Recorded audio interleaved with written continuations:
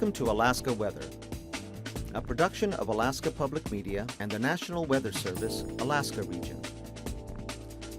Produced and broadcast daily from the studios of KAKM, Alaska Weather provides complete forecasts, public, marine, and aviation for all of Alaska.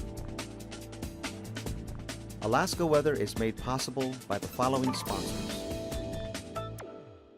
Cook Inlet Tug and Barge is a marine transportation company specializing in harbor services with a primary marketing focus on the Port of Anchorage, providing their customers with quality-based service specifically tailored to their needs.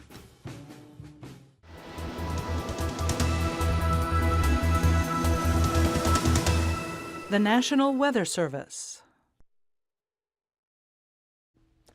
Good Tuesday, everyone. I'm meteorologist Dave Snider with the National Weather Service. It's the 20th of May. As always, we encourage you to visit our website for the very latest weather information at weather.gov/Alaska. And you can get the latest information from the phone as well, 800-472-0391. Find us on Twitter, Facebook, and YouTube. Many of you have. And if you haven't checked out any of those places today, do that. You'll get some pretty interesting information about some of the fires going on in south central Alaska and how we're seeing those and relaying that information to you is always interesting to the eyes, if nothing else. Tonight's hazardous weather shows red flag warnings across the Copper River Basin, Susitna Valley, the Mat-Su, all the way down toward the western Kenai Peninsula, of course, where the fire is going on now around the Funny River, and around southwestern Alaska with a fire weather watch around Bethel. Northward, we have a flood advisory for the Colville as breakup is finally reaching the North Slope. So a quick tour around Alaska with watches, warnings, and advisories. Again, you'll always get the latest update from that when you go to weather.gov and click on Alaska. Here's a look at the wildfire smoke that was wrapping into low pressure. You can see that kind of a wispy area that stretches all the way from just under the S in Soldotna to Homer, and then down through the Barren Islands and out into the Gulf of Alaska. Low pressure rotates in a counterclockwise fashion, and of course it's nothing more than a vacuum in the atmosphere, so it is quite literally drawing and sucking this smoke into the weather system and piping that into the center of the Gulf of Alaska here. So for right now, as long as winds are blowing from north to south, this trend will continue. It does look like that may shift around a little bit, and as conditions cool off, we're worried a little bit about the smoke actually dropping down and stabilizing and being trapped closer to the ground. So places up and down on the road system here may actually be covered up with some of that smoke a little bit. Didn't see a whole lot of reports around Kodiak, but you could certainly see it from some of the webcams there. And there are flight restrictions in place over parts of Kodiak, and here's why. Earlier this morning, you could see around Homer, looking north and east. That's what it looks like on a clear day. The end of the runway was about 2 statute miles right there, and yeah, you can't see it. So visibility was dropping between about 3 and 5 miles at times today. From Soldotna, it looked like this. Quite a bit of fire there showing up and a lot of vertical development, so a lot of heat there. I believe the latest count was up to about 7,000 acres or so as you go a little bit south and east from Soldotna. The fire danger remains high, if not extreme, across a large part of south central and southwestern Alaska. There's no reason to expect that's going to change a whole lot. The big factors, of course, are humidity and wind, and thankfully the wind isn't too terrible right now, but the humidity isn't going to improve a whole lot.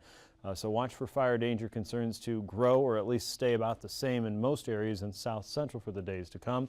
And you'll notice some areas in the interior are changing shape from time to time. A lot of that just has to do with the humidity and the winds changing from day to day there. So stay up to date on the latest fire danger in your community. It's probably not a good idea to do any open burning, especially not without checking in with your local fire officials in your village or community first. And many places still have burn bans in effect. Looking out to the west, let's hope for some storm to wrap in here and kick out some moisture for us. And right now, it doesn't look like that's the case. You can see a big hole in the middle right here. That's high pressure, just kind of elbowing out everything in the way and drawing in that southerly flow across the Kamchatka Peninsula, pushing storms well to the north and keeping everything really active and juicy well to the south. So really not a whole lot of anything going to make its way into the Gulf and help out the current fire situation in south central. What else is coming our way? Well, if you look at the visible satellite picture, you can see one area of low pressure, the one that we saw on the satellite picture just a minute ago. It's falling apart. There's really no moisture with that. You may have some showers across southeast, but nothing truly sizable there. Out to the west, a lot of low clouds. We were looking at ship tracks yesterday. The overall motion of that weather system is to keep most of the active weather away from the mainland at this point. Watch carefully, and you can see the smoke that we just picked up on that MODIS satellite image there, and you can see it wrapping into the low pressure wave. But other than that, there's really not a whole lot to look at across most of Alaska today. There are some clouds and a couple areas of light showers of snow perhaps hitting the Chukchi Seacoast late this afternoon, but that really seems to be about it at this point. Cold front working onto the northwest coast earlier this afternoon, again around Point Hope to about Point Lay. There might have been some areas of light snow there. That is slowly creeping eastward along the frontal boundary. That doesn't seem to zip across the coastal plain very quickly at all in the next 24 hours. High pressure sitting west of the Pribilofs, areas of fog and some light rain there. Light rain really limited to St. George earlier this afternoon, and a weak front sitting across the northern Gulf Coast. Spotty rain around the north and south side of that. Other than that, very dry air. The other weather system on the chart well to our south and making no immediate impacts to our region. It does look like it's going to travel a little bit more to the north and east, so Haida Gwaii should pick up some better chances of rain with that, but the trough to the north and west probably having a little bit more of a push and an impact there. The storm trying to dry you out. This wave of low pressure pushing more moisture into southeast. Cold front traveling across the northern parts of the Great Land will kick up a little bit of snow across the north. Most of that light snow showers, perhaps just light snow occasionally from time to time. Around Kotzebue Sound, don't be surprised to see a little bit of snow. A better chance for rain or snow around Nome and farther south. Some light rain possibilities there for the YK Delta. Otherwise, it's fog, mist and drizzle maybe at best around the Pribilof, St. Matthew, the Chain, and out across the west where you run into a steadier flow of moisture. But even that begins to break up on Wednesday. Scattered snow showers across the north slope. The frontal boundary is dying off, turning into more of a trough and any big change in temperature there. Low pressure across southeast. Light rain there from time to time up and down the coast. You know the drill by now. Across the central and southern parts of the Gulf. Most of the moisture is really trapped on the south side of the storm, focusing on the Pacific Northwest. South Central remains dry, and we've drawn in the little smoke icon there, considering what we're seeing right now. Trough of low pressure south of the Alaska Range tomorrow. That shifts the wind a little bit more, so depending on exactly where that sets up across the Kenai Peninsula, that will probably have some direct impacts on which way the smoke is blowing, not to mention which way the fire is running, if it's still running. A few showers across the central and eastern parts of the Copper River Basin and the Alaska Range, maybe a little bit further northward toward Fairbanks, but most of that again limited to the higher terrain east of what we would call South Central and Prince William Sound. Most of the west coast, including the Seward Peninsula, now dry, and some light snow may continue across the north slope. Some light rain, a little bit more limited now to the southern parts of southeast by Thursday. Temperature-wise, southeast, a little bit cooler today with the clouds and some light rain in the area. 40s and 50s there for the most part. Juneau hovering close to 50 degrees. Sitka about 49. Ketchikan and Annette a little bit cooler as well. Prince William Sound generally in the 50s today. Seward up to 64. Homer 58 with smoke in the region. Kenai up to 60 degrees. About the same in Anchorage by late afternoon. 47 around the Matanuska Glacier up the road in Glen Allen. It was 53. 61 around Talkeetna. And 40s and 50s around the interior and the middle Tanana Valley. Fairbanks saw 57, 45 in Eagle, Fort Yukon, low 50s there. Arctic Village was 43, about the same as Anaktuvik Pass. The Arctic Coast, 20s and 30s there with Prudhoe Bay and Deadhorse, one of the warmer spots today at 37. Mid-30s for Kotzebue Sound, Shishmaref 34, Kivalina 35, and Kotzebue 34. 38 around Nome. Unalakleet was 39 degrees with Bethel at 53. Southwest looking at temperatures closing in on 60 today in Dillingham, lower 60s for King Salmon, a little bit further southward along the peninsula. Generally mid-50s there for Cold Bay Falls Pass. Sand Point, 57 around Afognak, just about 60 in Kodiak today. 44 in Unalaska Dutch Harbor. The Pribilofs in the lower 40s, and Shemya down to 39. Overnight low temperatures will hover in the upper 30s to low 40s for southwest Alaska, one of the warmer spots there on the map tonight. Along the lower to mid-Yukon, you can see temperatures stretching up to the lower 30s. For south central, overnight lows will generally hover in the mid-30s, and if we get out of any breeze at all, especially if we're on the eastern side of any of the valleys there, it's probably going to be a pretty cool night again for the plants. Lower to mid-40s for southeast, looking north of the Brooks Range, teens and 20s, Kotzebue Sound, about 24 there around Shishmaref, 30 in Nome, 36 in St. Paul, up to 38 tomorrow, and high temperatures across most areas south of the Yukon, probably in the 50s to 60s generally. Prince William Sound in the mid-50s, 57 in Kodiak, low to mid-50s for southeast. The peninsula cooling off a little bit the further west you go, down to 46 degrees there around Falls Pass, 46 in Unalaska, mid-40s for Adak and Atka, Nome 46. Looks like Fairbanks about 56 degrees and Barrow around 28 with Anchorage closing in on 60. Flying weather tomorrow. Again, there are some flight restrictions around the Kenai Peninsula, so make sure if you're flying anywhere around the Kenai Peninsula tomorrow, you check those before you take off. Look for IFR conditions around most of the Bering Sea on the northern side of the peninsula down toward the eastern Aleutians and then all of the central and western chain. MVFR conditions for the eastern half of the Gulf, including some areas around Haida Gwaii, ramping up to IFR there, and MVFR for most of the North Slope north of the Brooks Range summits. So once you get out of the pass for Anaktuvik and Adigan Pass, expect flight restrictions there, especially on the north side, but you should see some improvements during the day, heading over toward MVFR conditions by the end of the day. Lake Clark and Merrill Pass should be great. Rainy Pass may be transitioning to MVFR, especially on the western side there. Windy Pass, VFR conditions are expected. Isabel and Tasta Pass, likely VFR. Sonita Pass, we'll call it visual for tomorrow. And Portage Pass, expected to be VFR. And Chilkoot and White Pass, probably looking at MVFR through a large part of the day. Freezing lines now, you'll notice a little bit of a change over the last couple days. We still have a lot of warm air shooting northward across the Bering. The surface freezing line is also on the move northward, hovering a little bit further south the farther east you go, but generally speaking, it's still a little bit north of the coastal waters.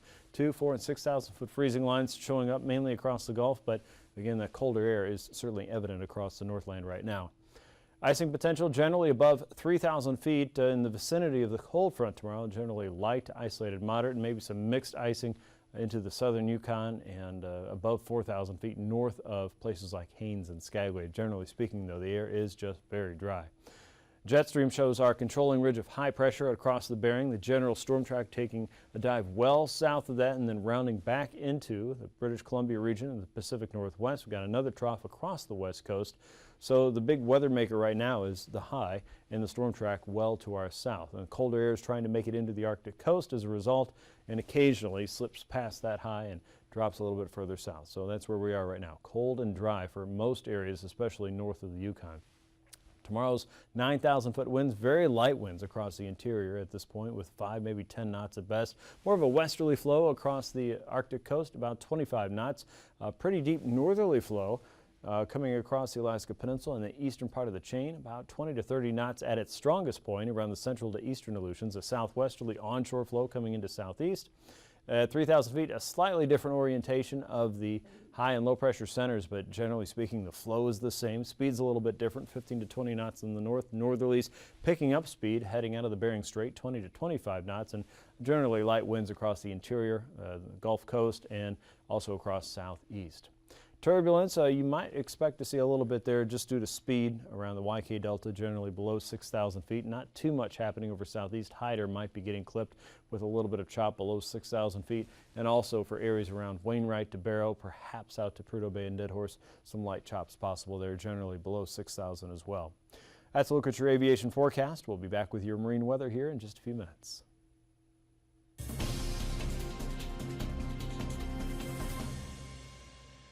Hello everyone, welcome to another edition of Alaska Weather Facts. I'm Jim Peranto. Flooding can occur in Alaska any time of the year.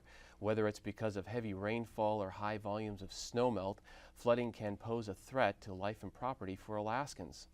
But there's another cause of flooding during the springtime that's of great concern to people who live along Alaskan rivers. The cause of the flooding is breakup ice jams. Today I'll be talking with John Madden, who is the Director of the Division of Homeland Security and Emergency Management for Alaska, and he'll be telling us about their program called River Watch and how that program can help prepare communities during the river breakup season. Welcome back, John. Thank you for the opportunity. It's our pleasure to have you back in. We want to talk about the River Watch program. I understand it's been around for quite some time, over 30 years, so tell us a little bit about the program. The River Watch is what Alaskans do best. It's Alaskans helping Alaskans. It's a partnership formal between the National Weather Service and the Division of Homeland Security and Emergency Management. There's a third party of the communities who do live along the rivers. We want to understand what's going on, see it happening so that we can immediately convert the science and the observation into courses of action by the community. It's the best kind of partnership because you go straight from seeing something to doing something. Well, that leads into my next question. Why is the partnership between the National Weather Service and your division so important to the Riverwatch program? The National Weather Service has been one of the best supporters that we have amongst the federal family of agencies. It works with us because it can take observations, run it through very elaborate modeling, and make predictions of what's likely to happen. You match up that science along with my divisions, the state division, of how do we convert those predictions into actions. So we have science leading to emergency management and courses of action, leading to the community who must take the immediate actions. Now, has technology made it easier to predict which rivers will flood? Well, Alaska has 3,000 rivers, so technology won't help us look at all of them. But the technology like the satellite imagery, the computer modeling, the observations, the communications has increased the accuracy, but those are predictions. What we try to do with River Watch is to fly the rivers with humans. A Weather Service hydrologist or a meteorologist and a Homeland Security and Emergency Management operations specialist. What's happening right now? The technology has helped us focus in on which are the rivers that are likely to present problems to the communities. So you have both observations on the ground and then you have the flyovers, and both of those combined are giving you more information on what the rivers are doing. Yes, and in that flyover we also have that third member of our partnership, the community. The community understands the river far better than anyone who doesn't live there. The nuances, the curves, the turns, the tides, in lower rivers, but also if a condition is leading to something, the local community can partner with the other people in the plain, decide that a course of action is necessary, and then communicate in that community's language directly by radio, saying this is what we see, execute the plan that we've made. So you mentioned one thing that the community is involved with the Riverwatch program. What other ways can the communities help out in the Riverwatch program? As with many emergencies or hazards that face Alaska, the role of the community is to prepare for that eventuality, be it earthquake or tsunami or river ice jams. Prepare. Know where your shelter is. Know where the power generation is. Where is the high ground? What's your pathway to high ground? Make sure that all of the members of the community are informed and educated and tested so that when that happens, these floods happen very fast, but when it happens, the community knows what they will do and they can pick the right course of action for that circumstance. I was online today and I found a guide that I believe it's titled the 2008 Spring Flood Breakup Guide. And it has a whole bunch of information on how communities can prepare themselves. There was contact information. There was some stuff on how the Weather Service is involved with all this. I would imagine you would recommend people going to that guide and really looking at that if they really want to develop a plan for their community. That guide is very important for the community and the families and individuals. It has guidance for all of them.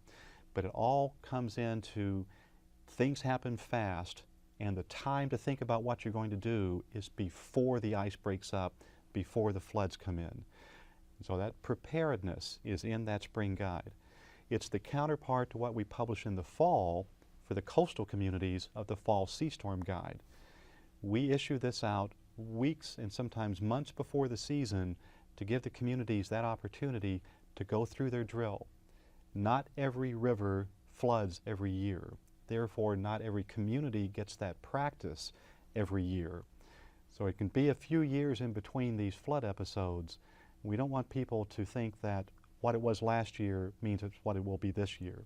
That planning and preparedness and practice is very important for the community to be ready for whatever can come up. And how is that going with the communities in Alaska? You getting a lot of feedback? Are people really taking this seriously? Numbers, I don't know how many communities are actually have a plan and a disaster plan if this The occurs. river communities have been strong supporters of this. Every time we prepare for this, we include the communities in on the estimates of how this is going to come about, their observations of what's happening, their observations on how it is similar or dissimilar to previous years. All of that feeds back into the state and to the Weather Service to help us refine this. Every community listens very closely because these communities living right at the edge of the river, their airstrips are usually on the flat land next to the river. Some of their houses are right on the banks. They're very attuned to it, but they cannot make all those observations hundreds of miles upstream. We cooperate with the Canadians as the headwaters of the Yukon break up. That helps us look at the Fort Yukon, Beaver, that area. The Kuskokwim starts breaking up, and looking at what it's doing 100 miles away helps us prepare for 100 miles downstream. They can't do that by themselves, so through this partnership, we all benefit. Great. There's more information I think people can go to on the internet. There's a couple websites. I believe that's linked from your main Homeland Security website. Correct me if I'm wrong here, John. There's one that's www.ready.alaska.gov. That's our portal into the full range of hazards facing the state, one of which at this time of year is the river breakup. Okay, and then the other one is www.flood.alaska.gov. Is that also part of? It's a newly emerging one which will be a specialty for all of the hazards for floods, both the coastal and the river. So we'll have current information, we'll links to the Weather Service, other means by which you can report observations. It's a new approach for this year, but we think it's going to be very beneficial for the communities. Outstanding. And there's another website too, the National Weather Service's River Forecast Center's web page, which is aprfc.arh.noaa.gov. That's another website you might want to bookmark. Thanks, John, for coming in today and talking to us about the River Watch program. It's always a pleasure, Jim. And thank you for joining us here on Alaska Weather Facts. Until next time.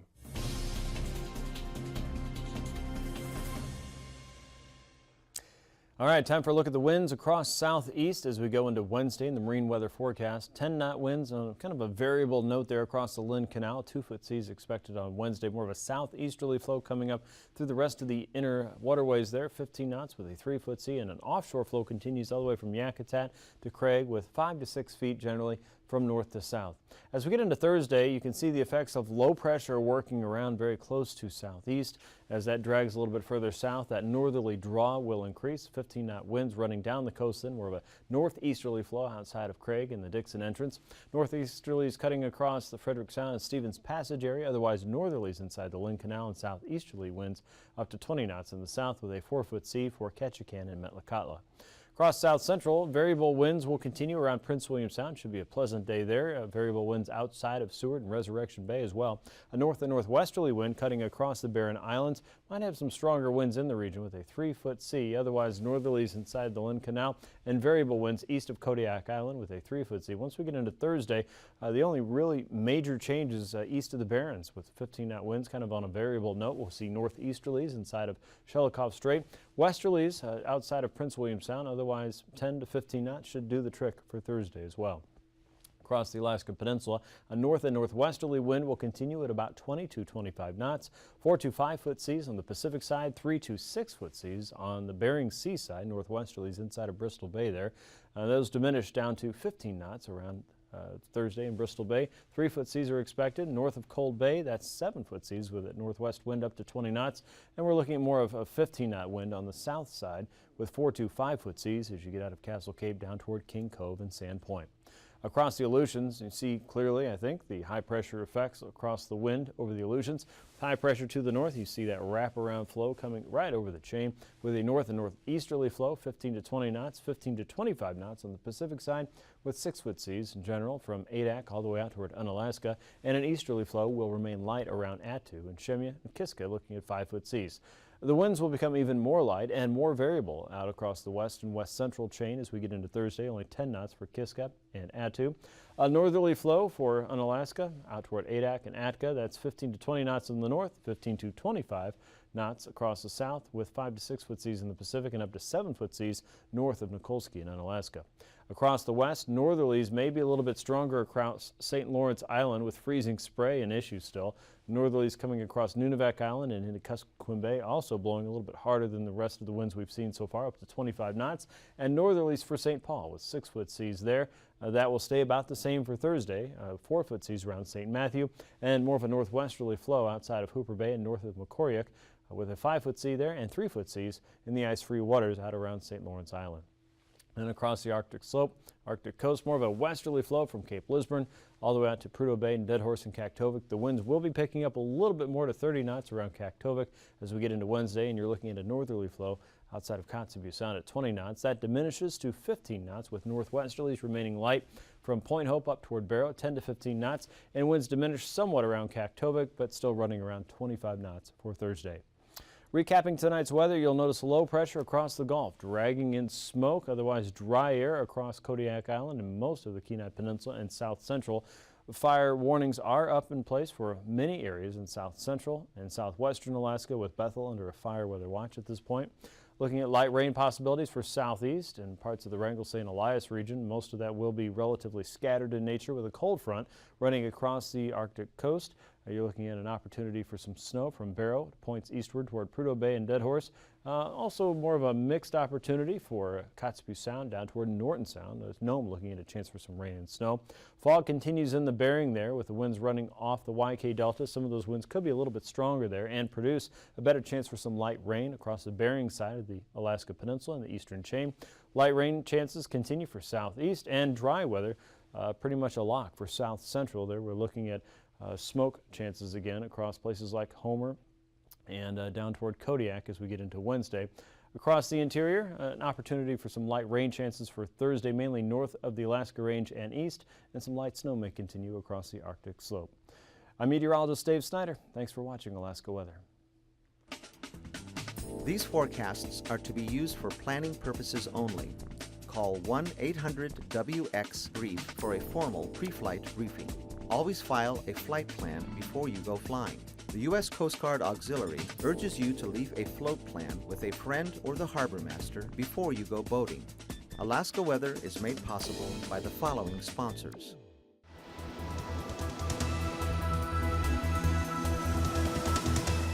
The National Weather Service.